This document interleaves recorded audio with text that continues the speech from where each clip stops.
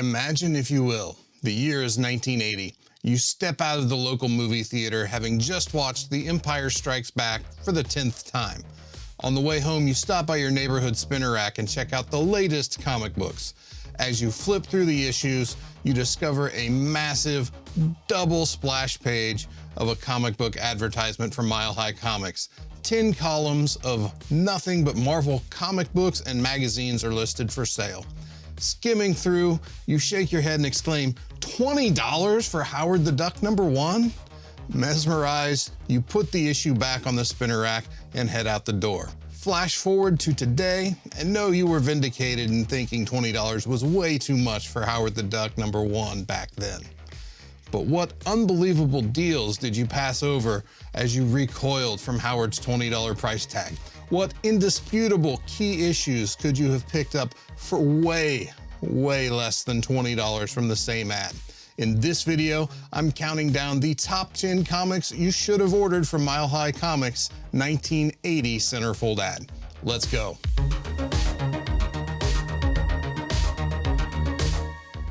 One of my favorite things about back issues is looking at the old ads. Sea monkeys, X-ray glasses, Star Wars toys, terrible video games, and most of all, those great Marvel House ads featuring the other issues that were on sale now. However, there is one ad that is always a real downer every time that I see it. And that is the Mile High Comics centerfold sale ads. They just make me want to cry. Hulk 181 was how much? It only cost that much for Fantastic Four 48? Amazing Spider-Man 50 costs less than that hot new AC/DC album, Back in Black, that just came out? Rev up your DeLoreans, fire up your magical hot tubs, or hitch a ride with a futuristic murder bot, and let's head back to 1980 and take a look at the top 10 comics you should have ordered from Mile High Comics' 1980 comic books for sale ad. Mutants are so hot right now, and as luck would have it, mutants were really hot in the 80s as well.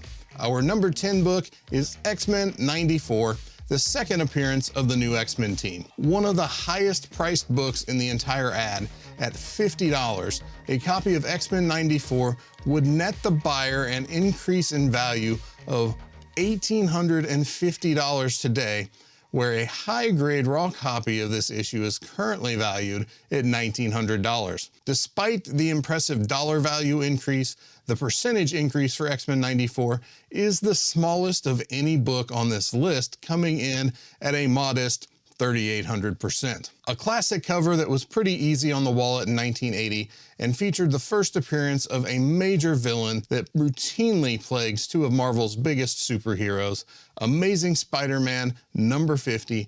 The first appearance of the Kingpin is our number 9 book.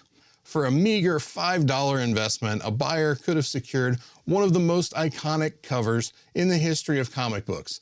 While the Kingpin did not appear on the cover of the issue, his importance to both Spider-Man and Daredevil would continue to build throughout the 1980s, making this book terribly undervalued at the time. Coming in at $1,900 for a high-grade raw copy today, Amazing Spider-Man 50 has an overall value increase of $1,895 from the aforementioned $5 advertised price.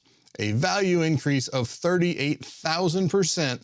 That's a pretty good return on investment, even if it took 40 years to materialize. If you're getting value out of the video so far, hit the like button and be sure to subscribe to the channel. We're on a mission to hit 10,000 subscribers in 2021, and we need your help to get there. My name is Drew Stewart. I'm the owner of Como Comic Books, and here on our YouTube channel, our goal is to bring you the best tips and tricks to help you take your comic collection to the next level. If you're into comic book collecting, investing, or entertainment content, be sure to stick around for more of that. And now, let's get back to the list. Creeping out of the shadows is the first appearance of Michael Morbius in Amazing Spider-Man 101. With a movie in the works, it's been an exciting couple of years for fans of Morbius, but back in 1980, a copy of this haunting Gil Kane and Roy Thomas classic would have only set you back, wait for it, $4. $4 American dollars.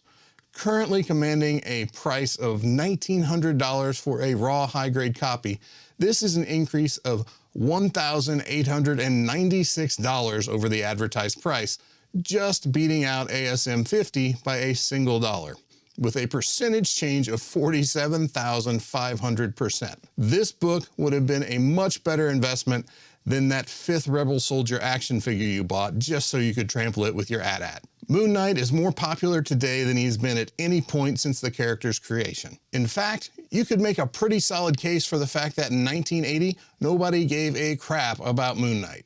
How do I know this? I know this because you won't believe what Werewolf by Night 32 sold for in this ad. Have your hanky handy for this one, folks. A copy of Werewolf by Night 32 would have cost you 75 cents, as advertised in this 1980 Mile High Comics ad. 3/4. That's it. Currently valued at $2,000 for a raw high-grade copy, this is an increase of $1,999.25, or a whopping 266,667% increase, the highest of any book on this list. Our number 6 issue features a cinematic trailblazer for Marvel. This character had his own established movie series before Sam Raimi's Spider-Man graced the silver screen back in May of 2002. Coming in at number 6 is Tomb of Dracula number 10, the first appearance of Blade the Vampire Slayer. Featuring a Gil Kane cover with interior pencils from Gene Colan and a story from Marv Wolfman, TOD10 has a powerhouse creative team. Despite all of that, a modest investment of $1.50 back in 1980 would have secured you a copy of this now highly sought-after issue. Currently bringing a price of $2,300 for a raw high-grade copy, Tomb of Dracula 10 has seen a $2,298.50 increase in value, or an impressive 153,333% increase from the 1980 sales price. With Blade on the MCU slate, this issue is going to continue to be a hot commodity for months and years to come. Coming in at number 5 is a Bronze Age classic that features more than one first appearance.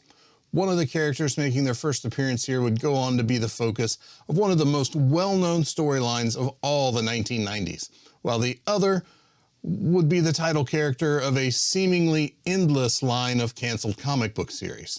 Our number 5 book is Amazing Spider-Man 129, the first appearance of the Jackal. And the other guy goes by the name of the Punisher. You probably haven't heard of him. A small $2.50 investment in 1980 would have secured you a copy of this book from Mile High Comics. Today, a raw high-grade copy of this issue would set you back $2,400, which is an increase of $2,397.50. Not too shabby. Increasing by 96,000%, that's the kind of return on investment most any of us would be happy with. Following the successful inclusion of the Black Panther in the MCU, the number 4 book on our list has been riding high for several years now. In the number 4 spot is Fantastic Four 52, the first appearance of T'Challa, the Black Panther. Currently valued at $4,400 for a raw high-grade copy. A copy of FF52 would have cost only $5 when ordered through this Mile High Comics ad. This is an impressive value increase of $4,395, or an 88,000% increase over the advertised sale price. This Jack Kirby and Stan Lee classic was severely undervalued for a long time and has been enjoying a well-deserved price correction over the last several years. If you're still with me, thanks for sticking it out for the list. Be sure to hit the like button if you're enjoying the content. Your likes, comments, and subscription let YouTube know that you enjoy our content and tells him to share the content with other viewers. Likes, comments, and subs are a great and zero-cost way for you to support the channel. Now, let's dive into the top 3. Remember when I said mutants were hot in the 80s? As it turns out, it was true. The X-Men are also holding down the number 3 spot with Giant Size X-Men number 1, the first appearance of the new X-Men team and several fan-favorite X-Men such as Storm, Colossus, and Nightcrawler. Another pricey issue in the Mile High ad, Giant Size X-Men number 1 would have cost you just as much as X-Men 94, but has experienced a substantially greater increase in value compared to that issue. A raw, high-grade copy is currently valued at $4,800, which is an increase of $4,750 over the advertised price of $50. Due to its higher ad price, this issue also has one of the lower percentage increase amounts at just 9,600%. Just. Giant Size X-Men #1 is routinely setting and breaking new high sale records, indicating that mutants are hot again. The #2 book on our list has been on a hot streak ever since it was announced that Disney was in talks to buy Fox. With the MCU's established space-based properties such as Thor, Captain Marvel, and the Guardians of the Galaxy, a character like the Silver Surfer seems like a sure thing to show up in a future Marvel movie. This speculation has caused a substantial increase in both interest and value in recent years for Fantastic Four 48, which features the first appearance of the Silver Surfer. In today's market, a raw, high-grade copy is valued at $5,700, a substantial increase over the $25 list price in the 1980 Mile High Comics ad. Racking up a $5,675 increase in value, it's clear that the market expects big things from the Silver Surfer moving forward. With an impressive 22,800% increase, FF48 would have been a much better investment for just $5 more than that $20 copy of Howard the Duck #1 we talked about earlier. Topping the list is a book that I'm sure is no surprise, Incredible Hulk 181. The only surprise here is how stupidly low priced this book was in 1980. In this 1980 Mile High Comics ad, Incredible Hulk 181, the first appearance of Wolverine, Marvel's second most popular character, commanded the wallet-busting price of $3.50. The undisputed king of the Bronze Age, Hulk 181, currently brings a price of $6,000 for a raw high-grade copy. That is a $5,996.50 increase in value over the past 40 years, or a percentage increase of 171,429%, with a recent sale of a CGC 9.8 copy topping out at $59,500. Incredible Hulk 181 appears to be poised to continue climbing higher as the market awaits Wolverine and the rest of the X-Men being incorporated into the MCU. As the saying goes, hindsight is 20/20.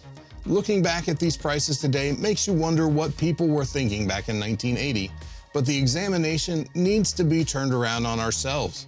What books are we underestimating today that an older, balder, possibly more distinguished looking version of myself will talk about in 2040? What issues are we discounting that will be the next Hulk 181 or Tomb of Dracula 10? I promise you, they're out there.